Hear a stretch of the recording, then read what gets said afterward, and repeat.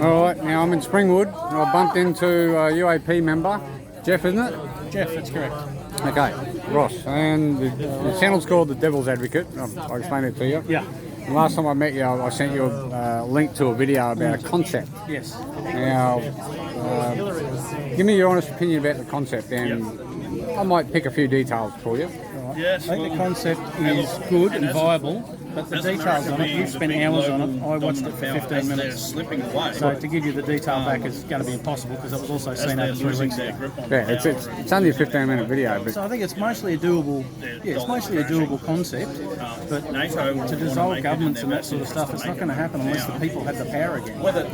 see, to me, because it's all theoretical, and what if? Yeah.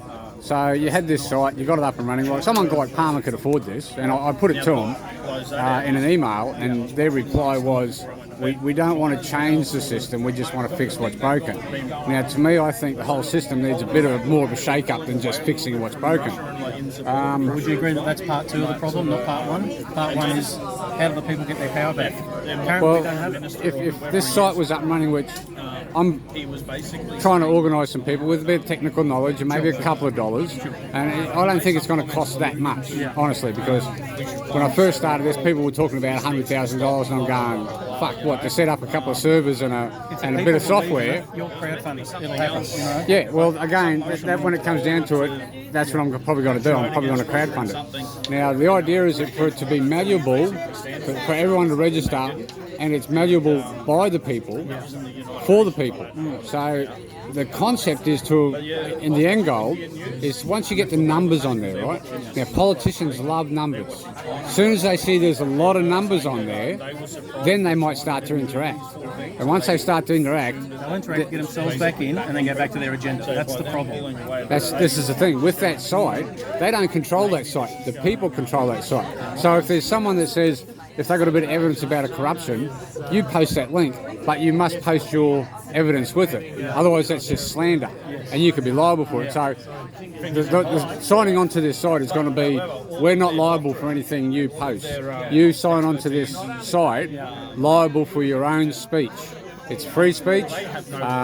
There's no censorship except to the stage of you threaten someone's life or a few choice words like what the Americans call, they call it the N-word, like you don't go around calling people niggers or Asian people slopes or obviously those polite things. Like it just goes back to manners. In principle, I agree with political correctness, but I just think it's gone too far. Now, when it comes to this concept, you set it up so that there's a roster. You have a roster of admins, and you have a certain number of them, and they all put their hand up and say we want to do it, and then that person is randomly picked so that it can't be, so we say, corrupted. So the corporations, or whoever these corrupt people are, can't pick the next person who's going to be admin and influence them. So it's going to be random. They can't bribe everyone. It's like court. Yeah, exactly. It's like jury duty. Yeah. That's actually the words I think you use. I've never done jury duty because I come from the wrong side of that fence. Don't say it. I would rather talk about part 1 because your part 2, that's a very good concept for part 2. The way I see this, we've got 2 months to the next election. Which hasn't been announced yet, has it? Hasn't been announced yet, has It's got to it? be by May 22nd, right? Okay. That's the law of the AEC. The problem is election integrity. That's what this lady and I were just talking about, and a few of us were talking about the last stand-up meeting there a few weeks back. So the problem is, in this let's just talk specifically this electorate in which we all live.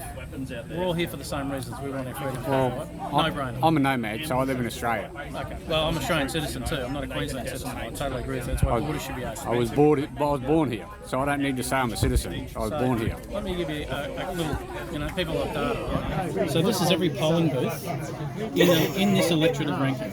That's the Underwood area. Springwood. Yeah, okay. Springwood to Algester. There's the map. That's ranking. Okay. Right, that's our area. So you can see it too. You can see it too. Yeah. That's our area. These are all the polling booths. I currently have one scrutineer. The independents have one scrutineer to do 42 booths. Liberal Labour Greens They've got one each. How do you think the election integrity is going to go? It's a paper ballot only. This is not tied to a computer system, as I said to you a fortnight ago. This is step one. If we don't get our votes right, all that other stuff in part two can't happen. That's why I think this is critical first. Yeah, there are few people putting out videos and shorts. Yeah, they're great too. Where they're saying whoever is the sitting member, put them last, and if they're Labor, put them last, put Liberals second last. And I sort of, in principle, I agree with that. Yeah. And a bloke, there was a video where a bloke explained it with marbles, and it made a lot more sense. It made a lot more sense. There's another really good one that's a horse race. Now, I've got that up on UAP Rankin on Facebook. Do you want to watch that 6-minute video? Do that. I think it's more high level, and it really shows the 5 clearances. The marbles is a really good, easy concept to get, but the in-depth one is probably more detail. Let's say that. And right now, we need way more detail as people, rather than the information of hearsay. Because that's hurting us. That's what's dividing us, right? Even the freedom people, it's dividing us. Yeah. So now, Is the counting of ballots done under the supervision of a scrutineer? Yeah, it is. Labor, Liberal and Green scrutineers. And there's one No for- independence. there's one for I've got every- one volunteer. And for what all of the 42 booths in Rankin, I'll open it again. I've got one for Get the them. other 41. I'm happened here to see that I'm looking at it. you nominate yourself. You go in as his scrutineer representative. That's right. I have to endorse you. So I just want to talk about the AEC and what we've got to do about more. Right? So let's say 20 people from here. Well, great. So we can only have one per booth anyway. It starts at 6 p.m. 6 p.m. the day of voting. They can go through to 2 or 3 a.m. Also saying that. Okay. So everyone goes, it's too hard. Well, let me tell you, Liberal, Labor, Greens don't think it's too hard. You get paid for it. From what I understand, you get paid for it. So well, you're not AEC. You're not an AEC volunteer. You have to join our party to be a scrutineer. Do you see how this preference system's working? So if the independents don't have the funding, don't have the volunteers like Labor, Liberal, Greens who pay every volunteers, we can't have the scrutineers. That means how can I guarantee that your vote in this election is actually even counted? I can't. With one volunteer. If I have 42 volunteers, we can do this. We can at least secure stage 1, which is our vote will actually count. But are you only scrutineering UAP votes? All of them. You're there for the honour of everything, right? But the problem is, and we've seen anecdotal evidence of this in the past, let's say there's the blue party, we'll call them, they got 7 votes there, and the red party just happens to be the person that's employed counting at the AOC, because they're mostly going to vote. Then if 3 votes sit on that blue pile that are red, and the person who's not particularly maybe doing the right thing and not being scrutineered closely by people that are independent, that can turn into a pile of red votes, even though there's only 3 there and that's stuck. This is the problem.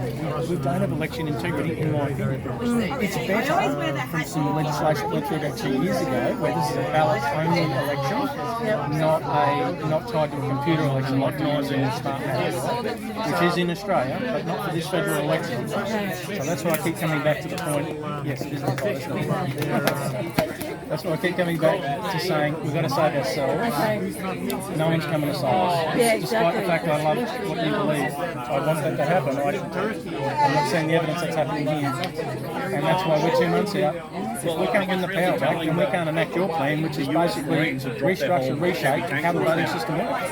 And if you want to, if she wants a term in 2 years, yep, I'm happy to step out. Because I'm a person, I'm not a politician. I just live 1.1 k's down the road. I'm not here to be a politician. I'm here because I want freedom like everyone else does. And if we don't have enough independents running, incidentally, there's a new candidate running for One Nation. So just as an independent minority, I just want to support them regardless. Right? So that's just happened, and it's just on their website. And I should be beating my chest for UAP, and I am. But listen, we need the minorities in, right? I don't care what it looks like. I don't want power. A hung parliament. I want less of them to have the power that they have to rule over us and do what they've just done to us for 2 years. That's my motivation. Well, see, I've had a chat with Trevor Evans on a regular basis, and sometimes I get a little bit animated, and I feel, and I think I've literally told him, I said, mate, I'm not going to be surprised if all of a sudden the people wake up and they come and kick the shit out of you, kick your guts right in. And he's gone, oh, there's no need for violence.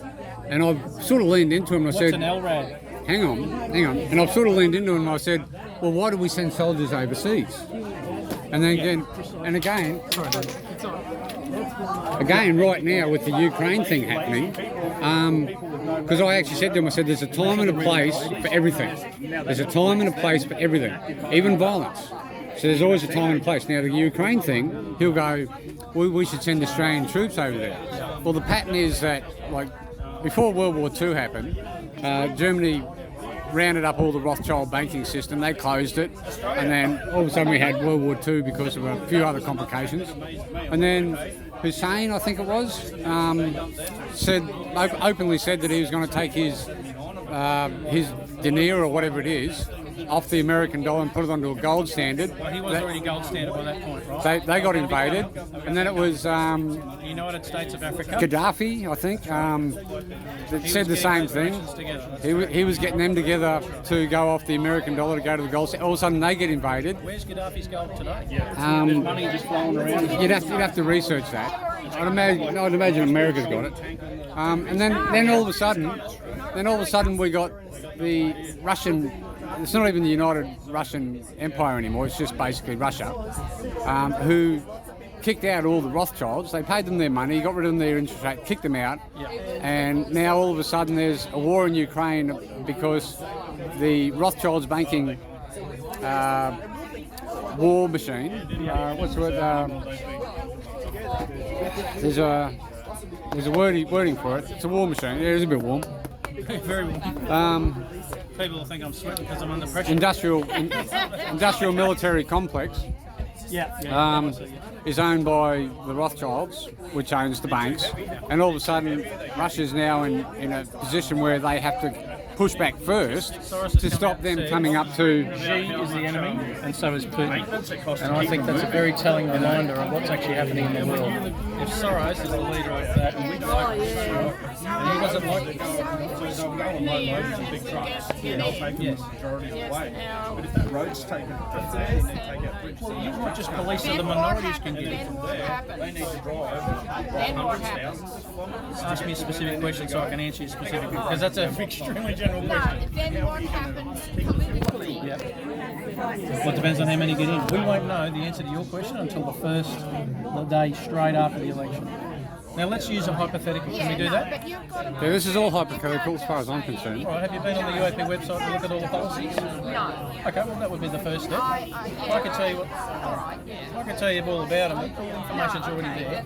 But like Liberal and Labor, you don't release all the policies at once.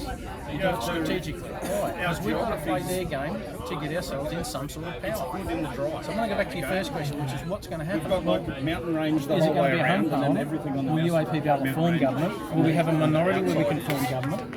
basically flatlands. Well, it's flat on both sides, but then we have on the coast lots of rivers and creek systems. All the water flows back to the coast. Mandates are ended day one. When it's dry, they're good, but in our monsoon season, it's just bog hole. You can't move anything. Scott Morrison doesn't know what's going to happen there, and he's got all the departments. They're Scott only good Morrison heard him. for winter months.